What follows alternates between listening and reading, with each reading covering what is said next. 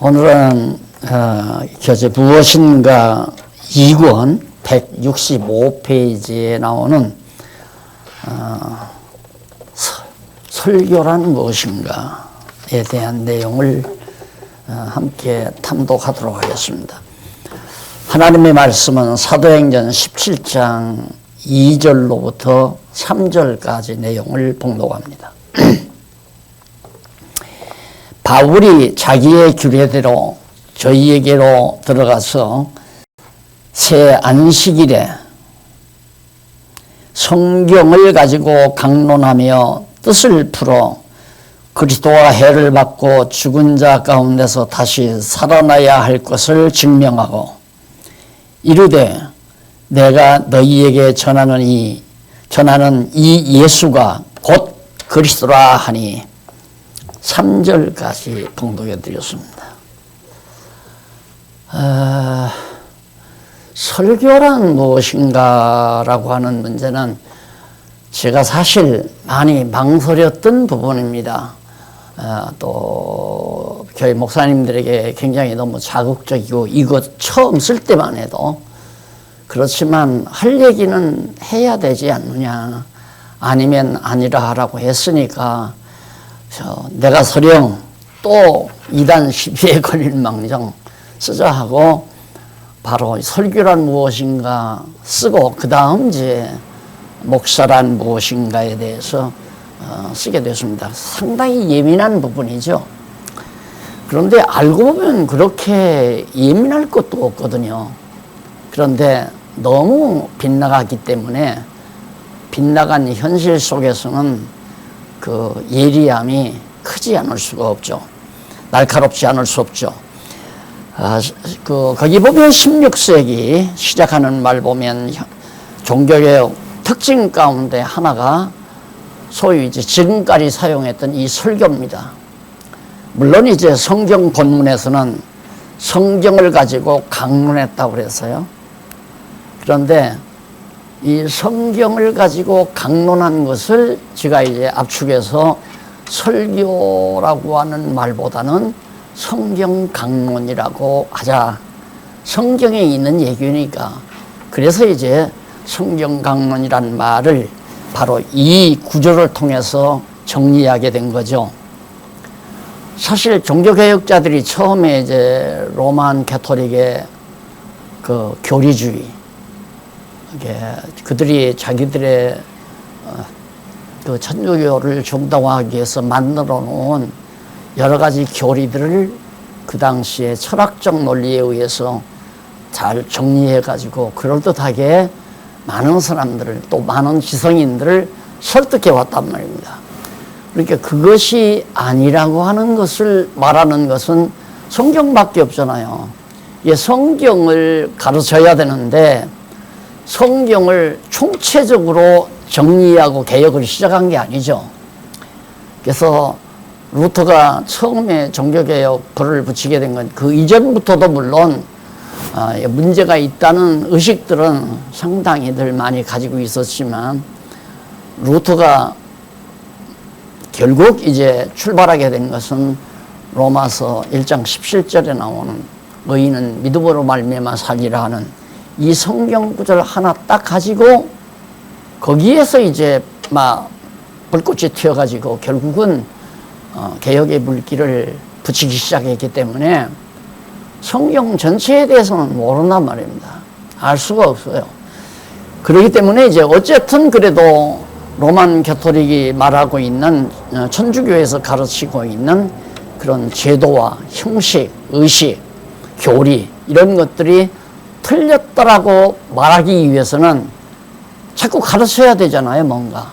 그래서 부분적으로 깨달은 것을 아니다라고 하는 것을 이제 성경에 근거해서 가르치는 것을 우리말로 그것을 설교라고 번역을 한 거죠. 예.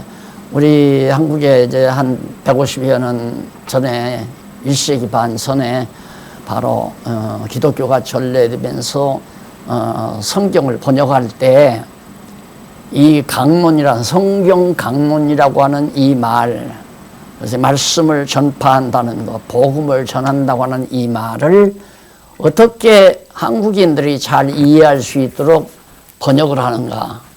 그래서 그 당시에 이제 많이 알고 있는, 대부분의 많은 사람들이 알고 있는 그 불교의 설법이란 말이 있잖아요. 설법. 그 설법을 갖다가 교자로 바꿔서 설교라고 이렇게 붙이게 된 거예요. 그래서 설교가 바로 종교개혁의 핵심이었어요. 그러니까 예배 중심이 아니고 미사 중심이 아니고 오직 우리 개신교는 설교 중심이다. 그렇게 모여서 가르치는 것 중심이다라고 하는 그런 기본적인 자세를 가지고 종교개혁을 시작을 했거든요. 그런데 근래 와서 다시 예배로 돌아갔잖아요. 예배 중심이죠. 지금 사실 우리 개신교가 전부 예배 중심. 설교 길게 하면 안 되고 설교 짧게 15분 내지 20분에 쌈박하고 그 의식이나 형식을 아주 사람들에게 관심이 가도록 눈을 집중하도록 그렇게 행사하는 것. 그래서 이제 소위 예배 공간이라고 그러죠. 교회당을 예배 공간이라 해서 예배를 드리는 공간 자체가 숭엄하게, 그래서 천정도 높이 화려하게, 그래서 이제 유리창에다가 색깔을 박아서 유리를 달리고 그러잖아요. 그게 천주교에서 했던 일이거든요. 그걸 우리 개신교가 다시 답습을 하고 소위 성전이라 해서 웅장하게 짓고, 그래 천주교에서는 성당이라 하고 우리 개신교에서는 성전이라고 같이, 이게 성전이나 성당이나 다 집당자 집전자니까 같은 얘기 아니에요. 그렇게 해서 이제 다시 종교개혁 이전으로 돌아가는 그런 결과를 낳게 됐습니다. 원인이 어디 있었나? 설교를 얘기하다가 보니까 어떤 정확한 내용을 가지고 설교를 하라고 하는데 성경을 가르쳐라 이렇게 하지 못하는 이유가 뭐냐면 성경을 다 모르니까. 그래서 성경 강론이라는 말을 못 쓰고 바로 설교라고 하는 말로 그렇게 대체를 해서, 설교는 뭐냐? 내가 생각할 때 잘못이라고 하는 것, 성도들의 잘못된 생활이라든가 자기가 생각하는 올바른 신앙생활, 바르게 하나님이 기뻐하는 생활이 무엇인가를 목사님들마다 각각 자기가 생각하는 대로 성경 한두 구절 읽고 그것을 각색을 해서 가르치는 것. 그래서 종교개혁 당시에 자유를 줬잖아요. 그 자유가 뭐냐면 성경 해석권. 그러니까 불교는 로만 캐톨릭은 성경 해석권이 교황에게만 있잖아요. 교황이 해석한 대로 어디서라도 해석을 해야죠. 그래서 교황의 교서, 설경은 이제 쉽게 말하면 교황의 교서를 전 세계가 똑같이 다 그걸 성경으로 생각하니까. 천주교는 성경도 성경이지만 교황이 가르치고 있는 교서도 성경과 전혀 차이 없는 똑같은 권위를 가지고 전 세계 교인들에게 가르치잖아요. 그러니까 잘못됐지만은, 천주교가 잘못된 거지만은 그래도 결속되고 하나로 이렇게 단결이 되는 것은 똑같은 말이 전 세계로 다 퍼지기 때문에. 그러니까 각 추기경들이나 교주들, 주교들은 걱정할 게 별로 없어요. 교서집 다 있고, 그리고 매주일마다 교황청에서 이제 메시지가 오니까 그대로 낭독해주면 돼요. 오래전만 해도, 얼마 전만 해도 그 낭독하는 글이 라틴어로 하기 때문에 아무도 못 알아듣잖아요, 성령들은. 그러니까 아주 그 낭독하는 음성 자체가 아주 우렁차고, 그리고 품위 있게, 그래서 떨리는 목소리로, 떨리는 성부와 성자와 이런 식으로 해서 높은 천정에 울려 퍼져 가지고 성도들의 감정을 사로잡는 그런 식의 미사 제도를 그들은 지금도 유지하고 있단 말입니다. 그러다가 요즘에는 이제 각각 나라 말로 그렇게 번역해서 하는가 봅니다만은 어쨌든 그 내용 자체는 교황의 메시지나 교황이 하라는 그대로 전 세계 교회가 똑같이 가르치는 거죠. 그런데 우리 개신교는 그게 아니라 목사들에게 성경 해석권을 줘버렸어요. 개인에게 있는 거 아니다. 성경에서는 각자에게 성경 해석권이 있다. 이게 사실상 그래서는 안 되거든요. 처음에 종교개혁을 하려면 성경 해석은 성령만이 하실 수 있다. 성령께서 감동해서 기록했기 때문에 성령만이 하나님의 참뜻을 깨달아서 성령의 감동받아서 해석을 해야만이 된다. 이렇게 가르쳤어야 되고 교황은 성경 해석권이 없다. 그래서 교황의 해석은 성경 해석이 틀릴 수도 있고 잘못될 수도 있다. 그렇게 시작을 했어야 하는데 성령론 자체가 우리 개혁파 교회에 없기 때문에 결국 목사님들에게 권한을 인기하다 보니까 목사님들마다 설교가 다 달라요. 공부 많이 하신 분 목사님들하고 그저 신앙만 겨우 한 목사님들하고 설교가 다르잖아요. 어떤 의미에서는 공부를 많이 하지 아니한 목사님들이 성경에 더 집중하고 성경적으로 이렇게 풀어가는 경우들이 많이 있었죠. 과거에도 보면. 근데 공부를 많이 하신 분들은 성경 한두 구절 읽고 거기에다가 자기의 지식, 자기가 그동안 들었던 모든 정보, 어느 철학자의 말, 어느 과학자의 말, 어느 유명한 실학자의 말, 이런 말들을 섞어가면서 얘기를 하면 무지한 시대에는 상당히 지성적이고 정말 실력이 있는 것으로 성도들에게 비쳤기 때문에 그래서 이제 교회가 각각 다 우리 개신교가 모래알처럼 다 흩어져 버린 거죠. 그러니까 성도들이 오직 자기네 교회 목사님 말씀만 듣기를 목사님은 바라는 거죠. 다른 데 가지 말아라. 주일날은 반드시 본교회를 지켜야 된다. 본교에서 본교회 목사님 말씀만 듣고 신앙생활해라. 이것이 지금까지 무지한 시대에 어두운 시대에 이렇게 강조해 왔던 지금도 그렇게 강조하는 사람들이 있잖아요. 누가 어디 가서 방송을 들었다. 예를 들어서 인터넷에 들어가서 강의를 들었다 하면 벌써 다윗실에 불려가야 되잖아요.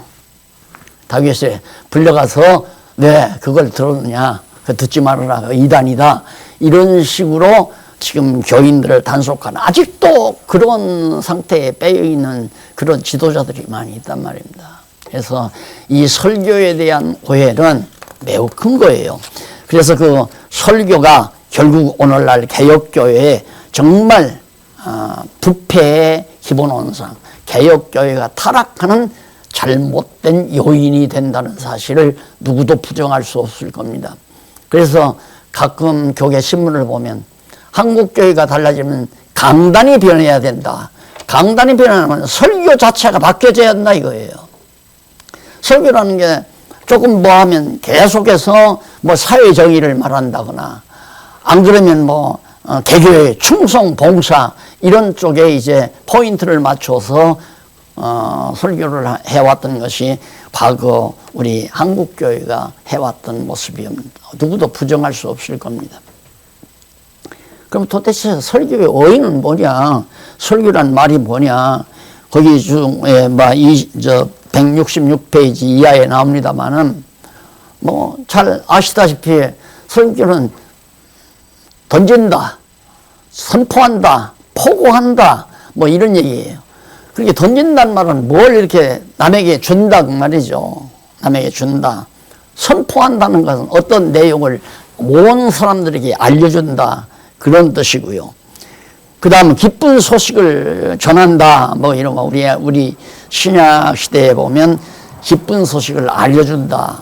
기쁜 소식은 내가 만드는 것이 아니라 이미 기존에 있는 어떤 기쁜 소식이 있는데 이걸 사람들이 모르기 때문에 그걸 알려줘야 된다. 그런 얘기거든요. 그런데 아까 봉독해드린 사도행전 2장에 나타나는 말씀을 보면 베드로가 한 얘기죠. 바로 십자가에 못 박혀 죽었다 예수가 꼭 그래야 된다. 그 예수가 곧 그리스도다. 이거예요. 그러니까 많은 사람들이 예수가 그리스도라는 것을 모르고 지금 있었기 때문에 기쁜 소식이라고 하는 것은 유대인들이 계속해서 메시아를 기다리고 있었잖아요.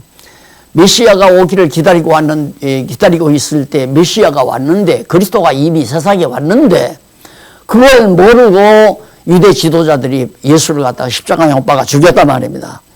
그러니까 베드로가 성령 감동에 의해서 깨닫고 나서 우리가 십자가에 못 박아 죽인 그 예수가 바로 누구냐? 그 예수가 바로 그리스도다. 복음의 핵심은 바로 그거예요. 예수가 그리스도다. 여기서 조금 한 걸음 더 들어가 보자면 예수란 말이 바로 히브리 헬라어로 예수스란 말 아니에요. 예수스. 그걸 우리말로 그냥 예수라고 번역을 했는데 그 예수스 헬라 말은 히브리 말로 여호수아입니다. 여호수아. 여호수아나 예수스나 예수아나 이런 다 같은 맥락에서 나오는 말인데 그 여호수아나 예수란 말이 뭔가 여호와는 구원이시다 그런 뜻이거든요. 여호와는 구원이시다. 여호수아도 여호와는 구원이시다. 예수란 말도 여호와는 구원이시다.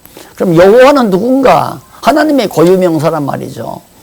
하나님이 바로 육신을 입고 이 세상에 오신 분이 바로 그리스도라는 뜻 아닙니까?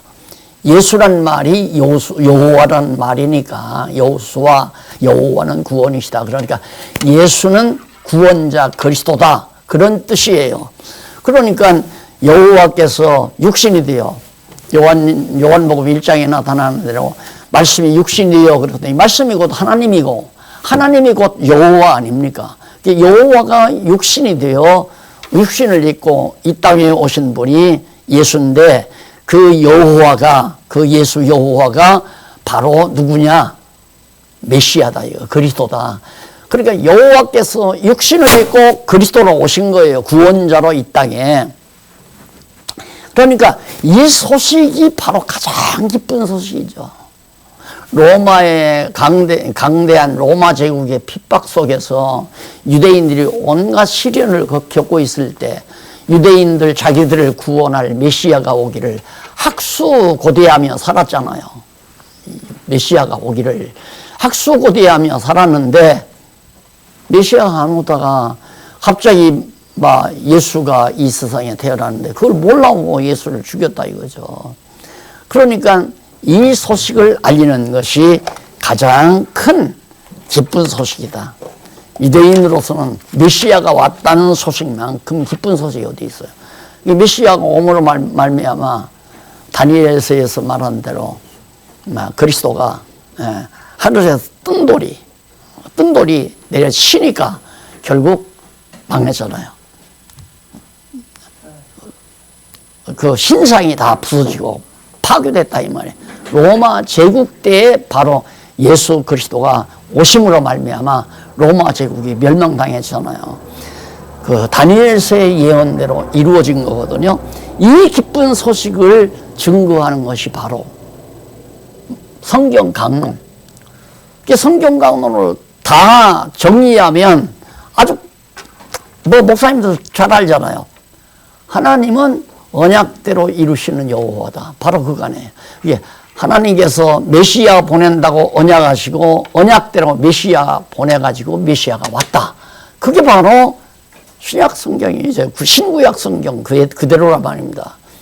그러니까 예수가 그리스도라는 사실을 알려준 것이 복된 소식.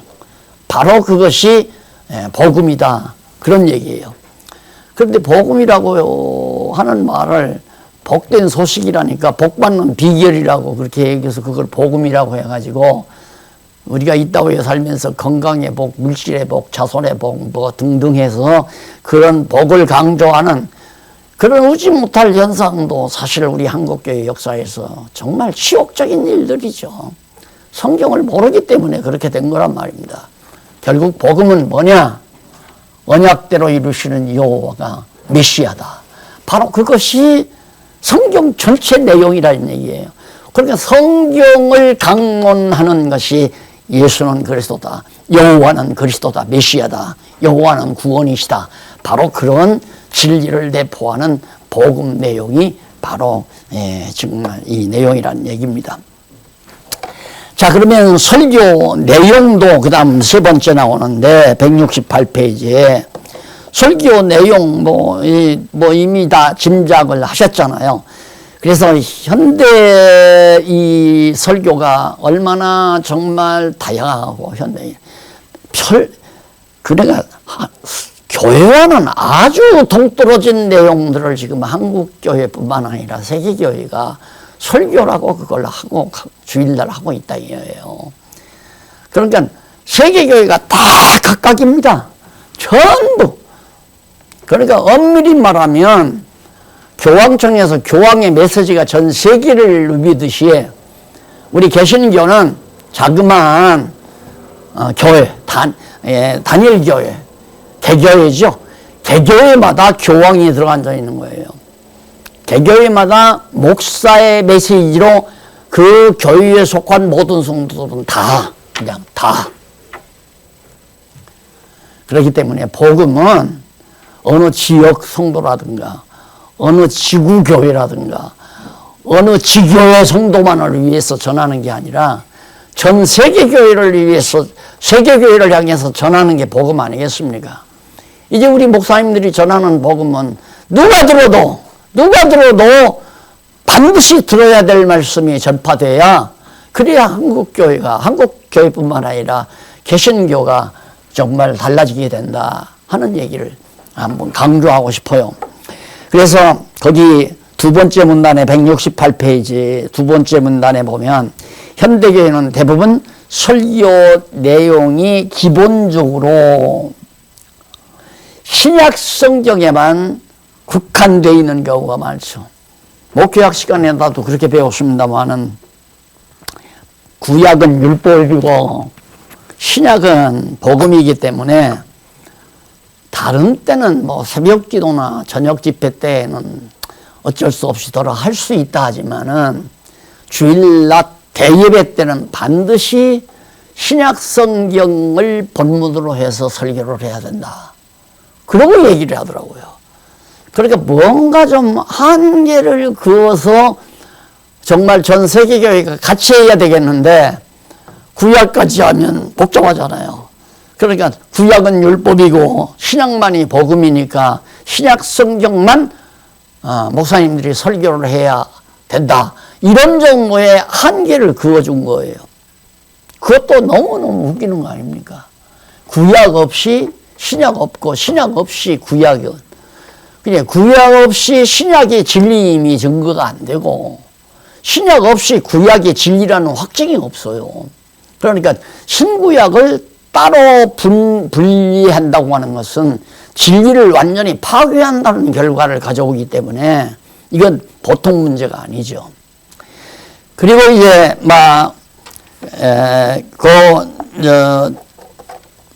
이쪽 169페이지에 밑에서부터 조금 올라가 보면 여섯째 줄 올라가 보면 여호와 하나님의 언약은 복과 밀접한 관계가 있고 복은 예수 그리스도의 복음과 밀접한 관계가 있다. 이게 복하는데 복을 하려면 복음에 대한 복된 소리를 전하려면 복을 전해야 되거든요. 복이란 뭐냐면 창세기 1장 28절에서 하나님께서 참으로 복 주시었다고 그러잖아요. 복을 주시어 생육하고 번성하라, 땅을 정복하라, 그리고 다스리라. 그렇게 말씀한 언약의 내용이 복이거든요. 그 언약대로 예수님이 오셔서 정말 마지막 아담으로서 그 언약을 이루시는, 그러니까 생육하고 거듭나고 중생하는 성령의 시로, 하나님의 성령의 시로 거듭나고 중생하는 역사와 더불어 땅끝까지 복음이 증거되고, 그리고 하나님의 나라가 이 땅 위에 이루어져서 예수 그리스도가 통치하는 이 아름다운 역사가 바로 참 복된 역사란 말입니다. 이것이 전파됐어야 된다는 얘기죠. 그리고 넘어가서 보면 설교의 목적입니다. 설교를 왜 하느냐? 지금도 아직도 구속사 얘기하는 분들이 많아요. 아직도 신학교에서 구속사 가리키는 분들이 많은데, 구속사란 천국과 관계가 있잖아요. 그래서 성경을 하나님 나라 중심으로 보는 것도 그 구속사의 한 가드락이에요. 한 가디예요. 왜 하나님 나라 중심으로 해보는가? 구원받아 천국 가야 되니까. 그래서 성경은 하나님 나라 중심이다. 이러고 서구신학에서부터 그 일을 이어왔잖아요. 그건 구속사의 흐름 속에서 보는 얘기죠. 그렇기 때문에 설교도 결국 뭐냐? 설교란 구원이다. 구원받기 위해서. 그러면 구원받게 하려면 교회에 온 사람은, 교회에 나온 사람은 교회관에 비해서 일단 구원 얻은 자가 나와요. 성령께서 그 사람을 불러서 중생시킨 자란 말입니다. 아직 정말 잘하지는 못했지만은 중생한 자들이 나오기 때문에 구원을 시키기 위한 설교를 하려면 거리에 나가서 해야 돼요. 시장바닥에 가서. 거기는 구원받지 않은 사람들이 있고, 교회에는 모두가 다 구원 이미 거듭나고 중생한 자들이 모인 것이 교회인데, 교회 안에서 구원 얻은 자들에게 구원을 위한 설교만 하면 되겠어요? 구원 못 얻은 자에게 하려면 시장바닥에 나가서, 길거리에 나가서, 어떤 버스나 차 안에서 대중들이 모인 그런 장소에서 복음을 노방전도를 해요. 쉽게 말하면. 그러니까 앞뒤가 하나도 안 맞는 거예요. 이게 설교는 구원시키기 위한 데 목적이 있는 게 아니에요. 그건 어디서 말하는 건가? 로만 캐토릭주의자들이 하는 얘기거든요. 천주교는 교회가 구원을 시킨다고 그러잖아요. 그러니까 사람들을 불러서 성당 안으로 끌어와가지고 그 성당 안에서 바로 설교, 소위 미사를 드리면서 이제 교황 메시지를 전하는 것은 바로 이제 구원시키기 위한 거죠. 그래서 구원시킨 것은 깨닫지 못했어도 와서 주교가 집행을 하면서, 미사 집행을 하면서 떡을 나눠주고, 포도주는 지도청 교회들이 먹고, 떡을 받아 먹으면 은혜를 받은 거예요. 이미 구원 얻은 거란 말입니다. 천주교처럼 구원 얻기가 쉬운 게 없죠. 구원 얻기가 너무 쉬운 거예요. 미사에 참석해서 떡 받아 먹으면, 떡 조가리 받아 먹으면 예수의 살과 피가 예수의 살로 하나가 동화가 된 거니까. 우리 개신교가 거기에서 못 벗어났단 말입니다. 우리 개신교는 절대 구원시키기 위한 데 목적이 있는 게 아니에요. 이미 성령께서 택한 백성을 감동해서 부르잖아요. 그 부르는 건 목사의 설교 없어도 마음속에 성령께서 그 사람을 감동을 시켜요. 그래서 어떤 사람은 종소리를 듣고, 어떤 사람은 자살하러 가려다가, 어떤 사람은 부대 나가지고, 어떤 사람은 감옥에 들어가서 앉아가지고, 나도 예수를 좀 믿어볼까. 마음이 돌아서는 거예요. 마음이 열리는 거예요. 성령께서 부르시는 거죠, 이렇게. 부름 받으면 이미 바로 이어져서 중생을 하게 돼요. 거듭난다, 이 말입니다. 근데 거듭나는데, 거듭난 영혼이 자라나는 것은 하나님 말씀, 진리를 깨달아야 자꾸 자라나요. 육신은 밥을 먹어야 자라나죠. 애기 낳아놓고 3, 4일 지나고 일주일이 지나고 열흘이 지나도 젖을 안 먹이면 애기가 죽어버리잖아요. 그러니까 중생한 자는 뭔가 먹으려고 하는, 애기가 낳으면 자꾸 뭘 빨잖아요. 엄마 젖꼭지를 내주면 그냥 쪽쪽 빨아서 먹거든요. 그와 마찬가지로 거듭난 영혼은 벌써 말씀 전해보면 알아요. 딱 말씀을 순수하게 하나님의 말씀을 전하면 눈이 금방 초롱해집니다. 야 이러면서 이제 쭉쭉쭉쭉 하나님의 말씀을 받아들이잖아요. 그렇게 크는 영혼들이 교회를 이루어야 튼튼할 거 아닙니까? 안 그래요? 예를 들어서 어느 부부가 옛날처럼 한 7남매나 8남매를 나눴어요. 나눴는데 엄마 아버지가 부지런히 일해서 밥을 짓고 영양가를 갖춰서 자녀들을 잘 먹이면 건강하게 무럭무럭 잘 자라납니다. 그러면 한 20여 살 남짓 되면은 장가가고 시집 가려고 그래요. 다 보내버려요. 그러면 지가 벌어서 또 먹고 자녀를 낳아요. 이게 바로 일반 육신의 생명이 번창하는 것처럼 신앙도 마찬가지죠. 교회도.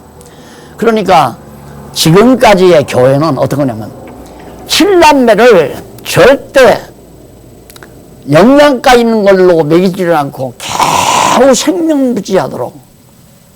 그러니까 저 아프리카 같은 데 가보면 막 바짝 마른 애기들 있잖아요. 목숨만 숨만 살아있는 그런 영혼들을 데리고 1000명이다 10,000명이다. 그게 아직 자라나지 못했으니까 안 나가는 거란 말입니다. 자라나면 나가게 돼 있어요. 자라나면 자기도 전하게 돼 있다 이 말입니다. 자라나면 자기도 살림을 이루고 자라나면 자기도 자녀들을 낳고 이러듯이 교회도 마찬가지죠. 제대로 양육해 놓으면 누구 지비 아래 있으려고 누가 그래요. 아무도 자기 지비 아래 있으려고 안 해요. 여러분 내가 100명이나 200명 딱 데리고서 내 집을 받고 내 교회에서 내 말만 듣고 설교 들어라, 내 말만 듣고 신앙생활해라, 그게 통하는 얘기입니까? 안 통하지요. 그렇게 하려면 우민정책을 써야 돼요. 너무 가르치지 말고 너무 똑똑한 얘기, 너무 똑똑하게 가르치면 안 된다. 저를 대학 시절에 풀 스칼라십으로 초빙을 해서 공부한 적이 있습니다. 그분이 나도 그 당시에 이제 농촌 계몽운동 교육사부라고 있을 때였기 때문에 나를 데려다가 같이 일할 수 있는 동력자로 삼겠다는 그런 생각인 줄 난 처음에 그렇게 알았어요. 그래서 들어갔는데 날들 하는 얘기가 너무 고급 인재 양성하지 말라 그래요. 난 깜짝 놀랐어요. 나는 그때까지만도 적어도 발전을 하려면 제자가 스승보다 똑똑해야 한다. 이런 생각을 가지고 있었거든요. 그래야 발전이 있다.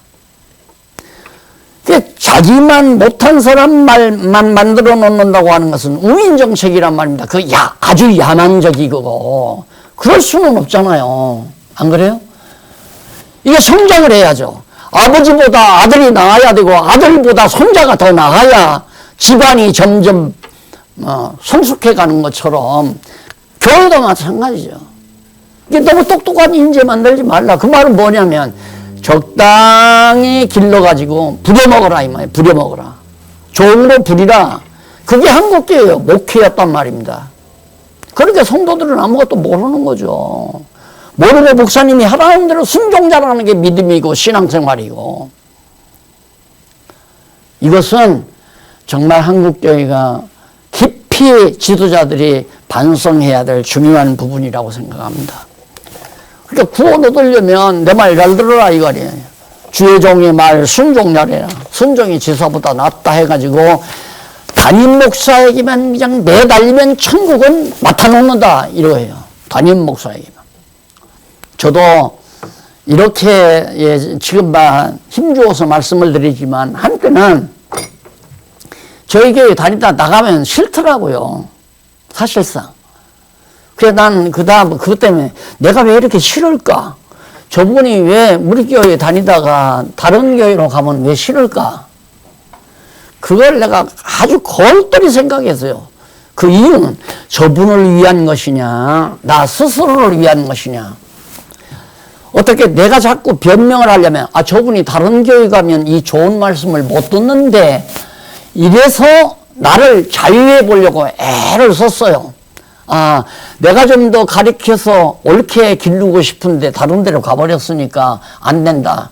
근데 그것만이 아니더라고요. 한편으로는 저분이 그래도 모든 면에서 정말 괜찮은 분이니까 그냥 나하고 같이 일 좀 같이 하고 날 도와주고 날 협력해 주면 좋겠다. 이런 마음이 내 안에 70~80%가 아까 말한 것은 그것은 커버한 거예요. 이렇게 보기 좋게 커버한 거. 그래서 철저히 반성하죠. 그래서 그들부터는 나가는 사람에게 나가지 말라고 말 안 하네요. 나간다는 사람에게 나가지 말고 나하고 같이 하자. 이거 절대 안 해요. 어떠한 일도. 왜? 그 마음 하나님이 주시는 거거든요. 나가고자 하는 마음도 하나님이 주시고 오고자 하는 마음도 하나님이 주시고 그 대신 나와 함께 있는 사람에게는 아무것도 아끼지 말라. 아끼지 말고 다 가르쳐줘라. 요건 안 가리. 왜? 옛말에 그거 있잖아요. 아버지가 사문 집시는 잘 팔리는데 아들이 집시는 시장에 가면 잘 안 팔리고 돈을 적게 받아요. 그 아들이 아버지 어떻게 하면 그렇게 집신이 잘 팔려요? 아버지 건 돈을 많이 받고 안 가르쳐줬다고 하잖아요. 아버지가 아들에게도 안 가르쳐줬다면 노하우거든요. 여기 노하우. 그거에 대한 반성이 한동안 저에게 있으면서 그 다음 노하우가 없어요. 그냥 다 빨리 알아서 빨리 커라. 빨리 알아서 빨리 커서 빨리 나가라고 말해. 빨리 키워서 장가가고 시집가서 생육하고 번성하라. 그 얘기죠. 다 데리고 어쩌자는 거예요. 1000명, 10,000명 품 안에 데리고 어쩌자는 거예요. 교주하겠다는 얘기 아니에요? 내가 교주하겠다. 하나님 앞에서 할 얘기가 있을까요? 그렇게 해서. 그래서 설교 목적은 절대로 구원 얻게 하려는 데 있는 것이 아니라 여호와 경외하기를 가르치는 거 아니에요. 여호와. 하나님은 여호와시다. 그 예수가 여호와다. 그리스도가 여호와다. 여호와께서 하나님께서 언약하시고 언약대로 보낸 자가 바로 여호와다. 여호와가 육신이 되어 이 땅에 오신 분이 그리스도다. 그거 깨닫게 하려고. 그래야 예수를 그리스도로 믿고 하나님을 여호와로 경외하며 성이죠. 그게 목적이라고 말합니다. 설교의 목적. 예수 그리스도 빠지면 안 되죠. 예수 그리스도 빠지면 하나님의 여호와인 증거를 못 되니까. 안 그래요? 예수가 그리스도라고 베드로가 증거하는 것은 하나님의 여호와라는 거, 언약대로 오신 그리스도라는 사실이 하나님의 여호와라는, 언약대로 이루시는 여호와라는 사실을 확증지어주는 복음 아닙니까? 그래서 설교의 목적은 구원이 목적이 아니다. 목사가 설교로 구원을 시키는 거 아니에요. 하나님께서 이미 우리에게 주신 하나님의 말씀, 신구약 성경, 이것이 중생한 영혼이 먹고 자라나는 양식이에요. 그러니까 이 양식은 지금 이미 돼 있는 거예요. 설교 준비가 왜 필요해요? 설교 준비가 필요 없단 말입니다. 성경을 알면 그냥 성경대로 가르치면 되는 건데, 목사가 설교하는 목적이 있어요. 요즘 재정적으로 좀 어려운데 어떻게 하면 성도들이 좀 재정적으로 봉사를 많이 하나. 그런 것 구상하려니까 설교 준비가 필요해요. 어느 분이 요즘 교회에 열심히 안 나오고 새벽기도 잘 안 나오고 어떻게 하면 열심을 좀 부추기나, 이런 데 포인트를 맞춰서 하려니까 설교 준비가 필요하다 이 말이에요. 아까 말씀드렸잖아요. 설교는 뭐냐? 있는 것, 이미 있는 것 알려주는 거다 이거예요.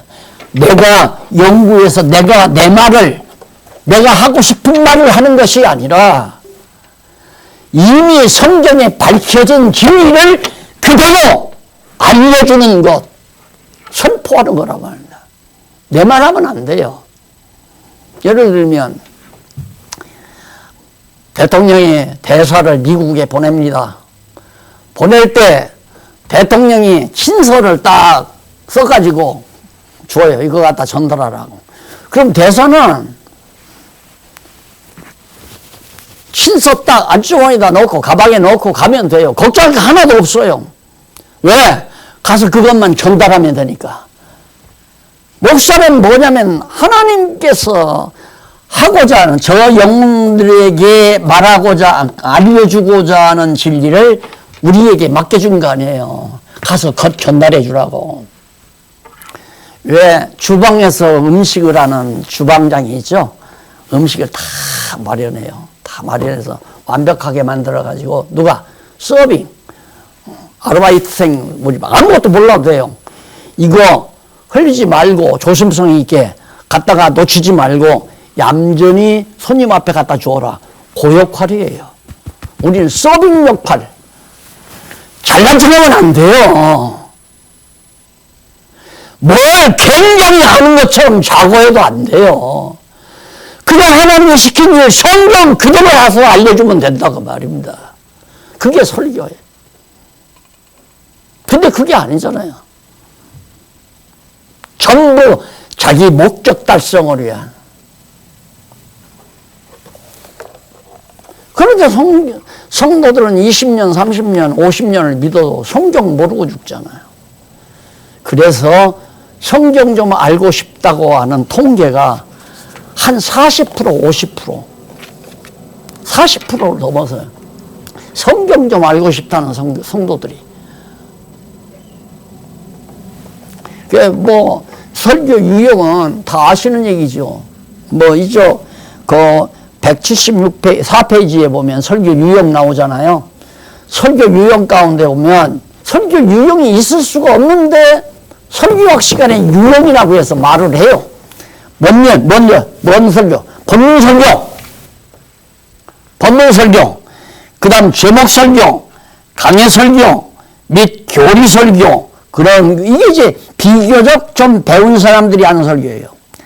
그런데 그냥 스납도 제대로 안 하고 하는 사람들이 설교는 일부에서 선호하는 예화 설교.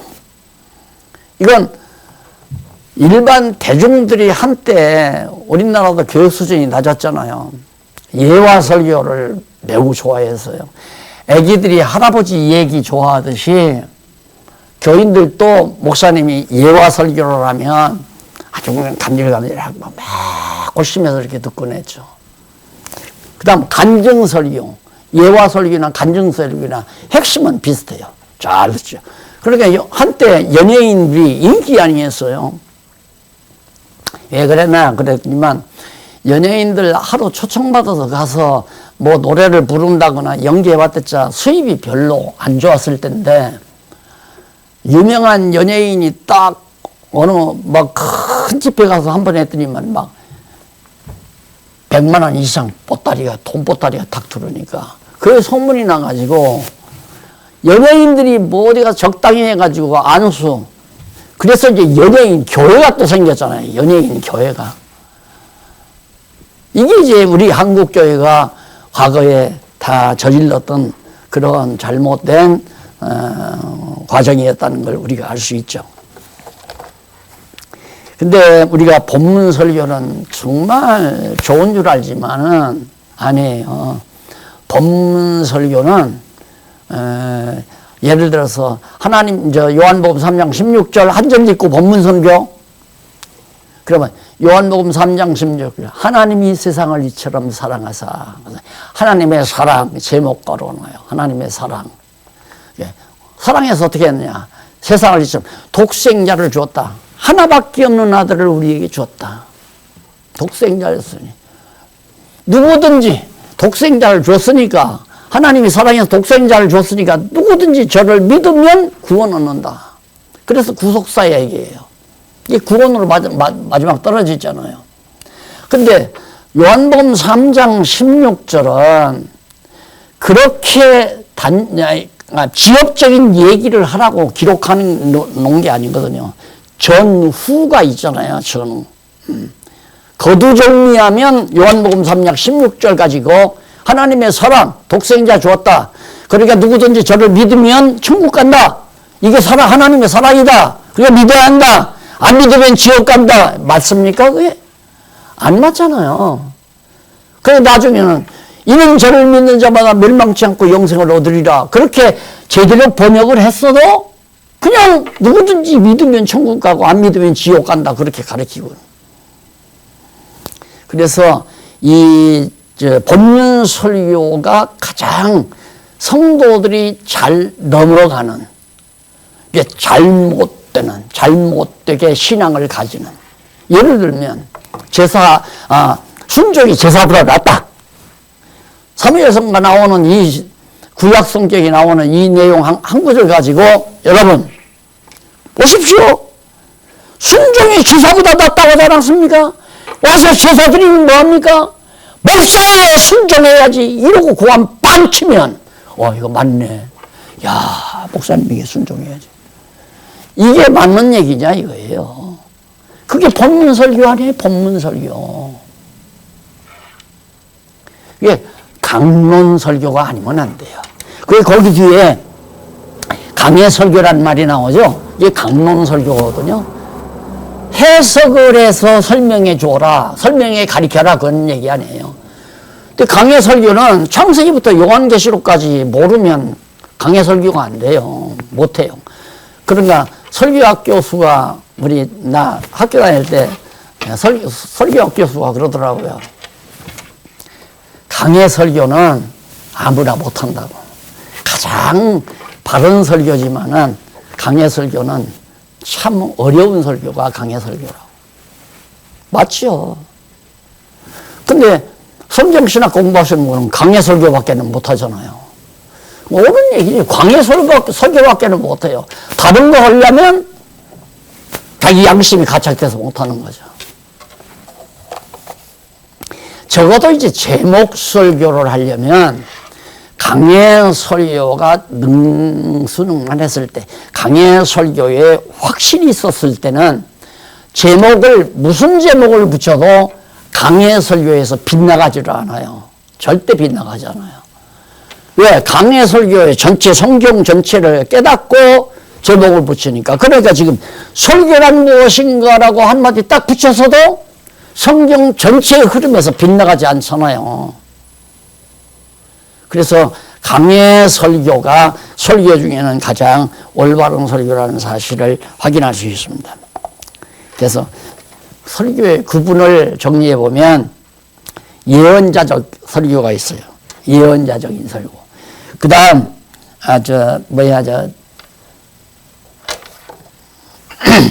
예언자적 설교를 비롯해서 사도적 설교와 교사적 설교, 이 세 가지가 바로 이 276페이지 6번 설교의 구분이 있죠. 뭐 뻔하죠. 예언자적 설교는 선지자들이 하는 거예요. 구약시대에. 그 다음 사도적 설교는 예수님 당시 12사도에게 예수님이 의뢰해서 그들은 직접 성령의 감동을 받아서 전하는, 예수가 그리스도라고 전하는, 그게 바로 사도적 설교고, 교사적 설교는 오늘 우리들이에요. 교사적인 건 이미 교과서가 있으니까, 교과서가 성경 아니에요. 이게 성경을 가르치는 설교, 그게 교사적 설교죠. 가장 올바른 설교. 그렇기 때문에 설교의 특성은 복잡하지 않아요. 아주 간단명료해요.